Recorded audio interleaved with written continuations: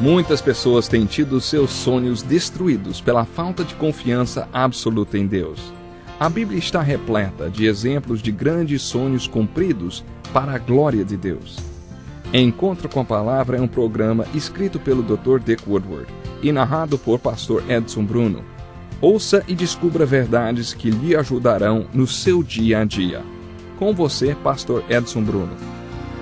Olá, seja bem-vindo ao programa Encontro com a Palavra de hoje. Estamos aqui para continuar estudando a Bíblia. Acomode-se, abra sua Bíblia em 1 Coríntios, capítulo 11, versículo 17. Vamos continuar o estudo versículo por versículo a partir de onde paramos no último programa. Os primeiros 16 versículos desse capítulo não são muito simples, sabe? E acabam levantando algumas dúvidas. O versículo 17 começa atacando outro problema na primeira igreja de Corinto.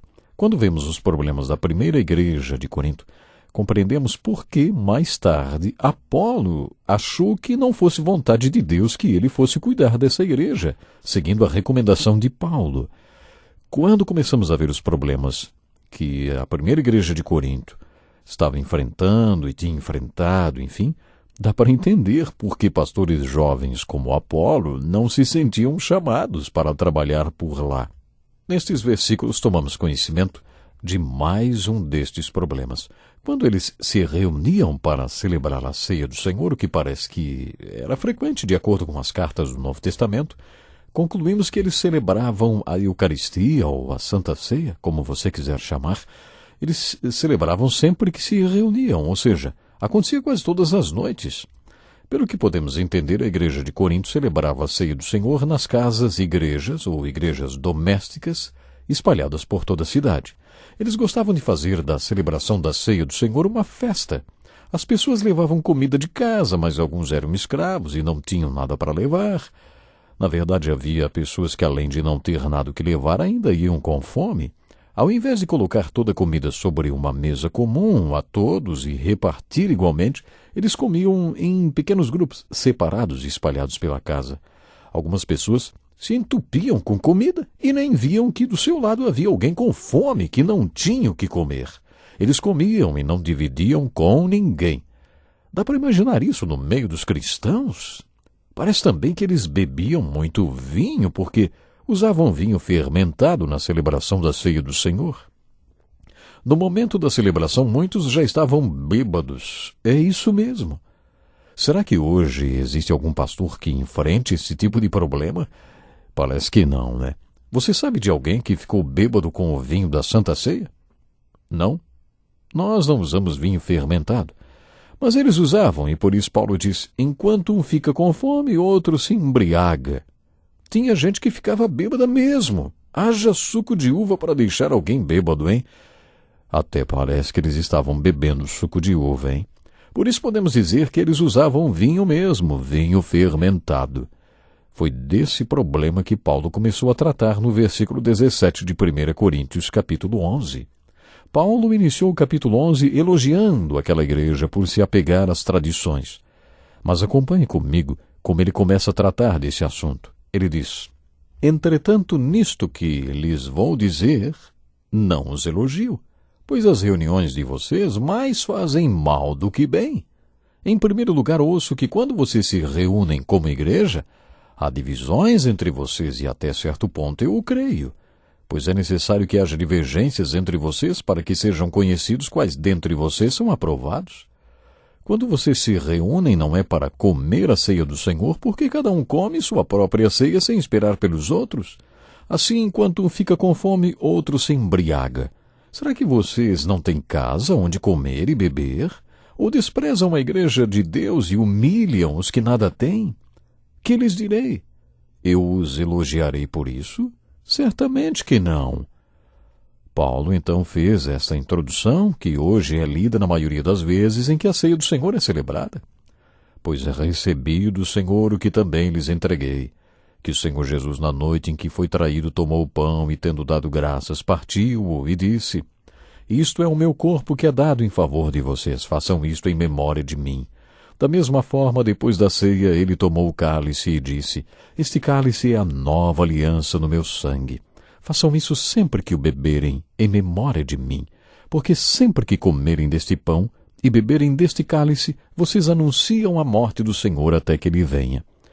Esta é uma instrução maravilhosa. Você não acha que devemos dar graças a Deus por todos esses problemas da igreja de Corinto? Se não fosse por esses problemas e as soluções do apóstolo Paulo, inspiradas pelo Espírito Santo, não teríamos uma das passagens mais bonitas de toda a Bíblia. Esta passagem, do versículo 23 ao 26, apresenta a solução para um problema abominável à mesa do Senhor na igreja de Corinto. Agora Paulo apresenta a solução para um problema descrito no versículo 19. Pois é necessário que haja divergências entre vocês, para que sejam conhecidos quais dentre vocês são aprovados. Como deve ser a igreja? Existe diferença entre unidade e uniformidade? A unidade, como veremos quando chegarmos no capítulo 12, é o assunto de todas as cartas de Paulo para suas igrejas, principalmente para a igreja em Éfeso. Unidade é uma das características visíveis mais bonitas do corpo de Cristo. Mas esta unidade não implica em ausência de diversidade.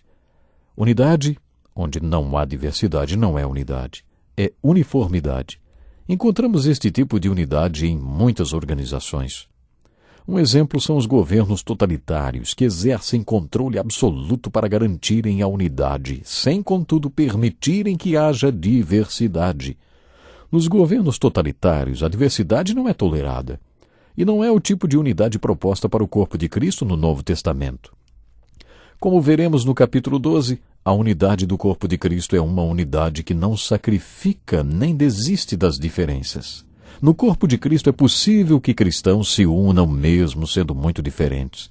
Creio que esta seja uma das características mais bonitas do corpo de Cristo. O corpo vive em Cristo sem eliminar a diversidade e ainda age como se tivesse uma só mente. Podemos nos alegrar com a diversidade ao invés de exterminá-la.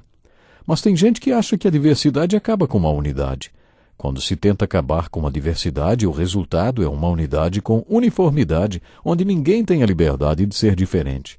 A Bíblia destaca que cada um de nós é um indivíduo único. Para cada um, Deus usou um molde diferente, mesmo para os que estão unidos em Cristo. Existe algo de santo e sagrado na nossa diversidade.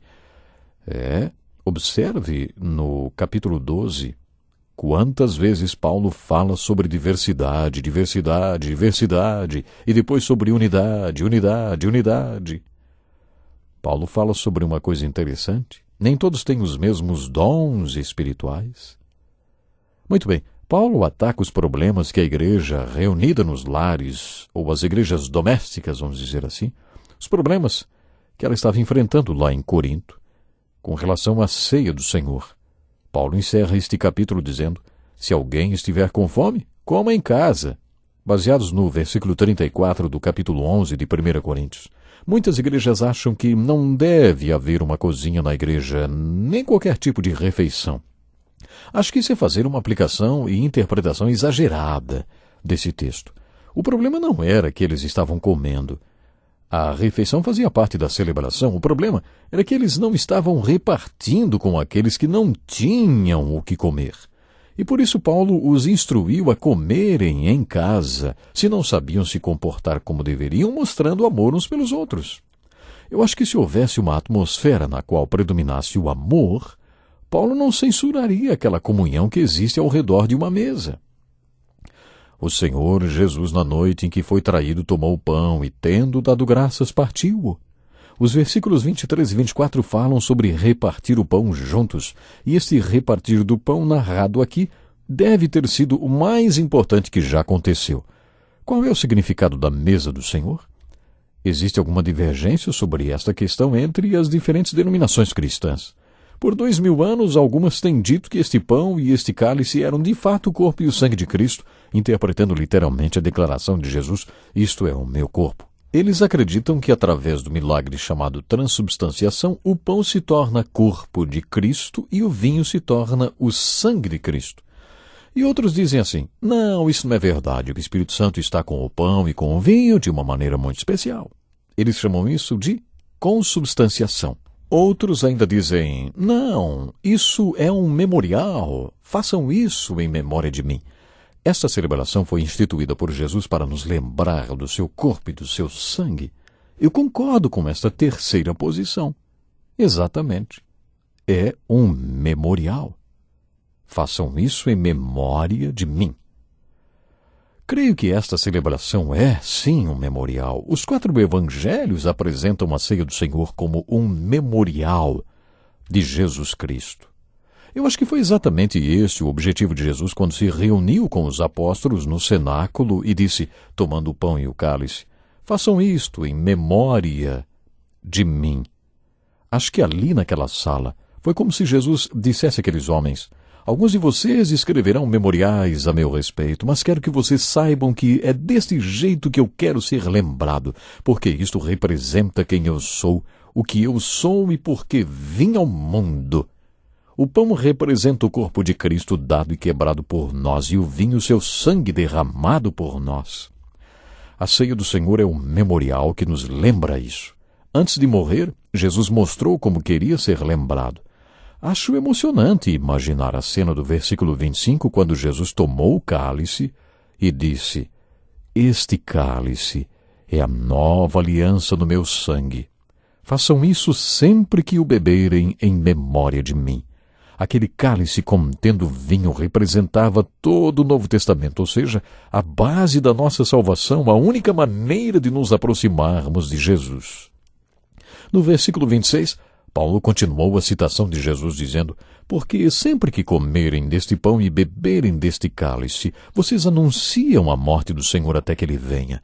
Creio que quando cristãos se reúnem para celebrar a Eucaristia ou a ceia do Senhor, é como se fizesse uma pregação do Evangelho em grupo, porque o pão e o cálice são o Novo Testamento. Quando celebramos a ceia do Senhor, estamos pregando o Evangelho até que o Senhor venha.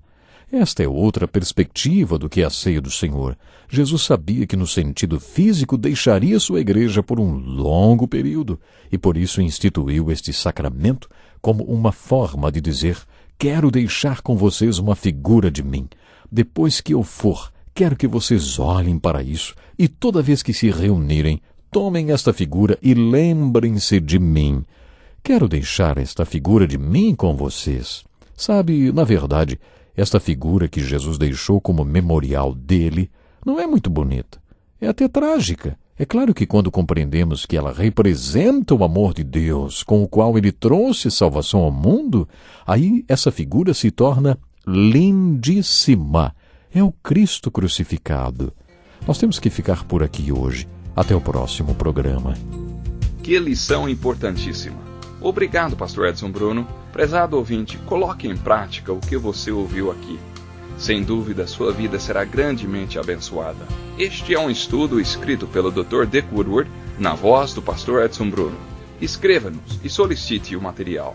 Nosso endereço é Encontro com a Palavra, Caixa Postal 2011, CEP 89201-970, Joinville, Santa Catarina. Até o nosso próximo encontro com a Palavra.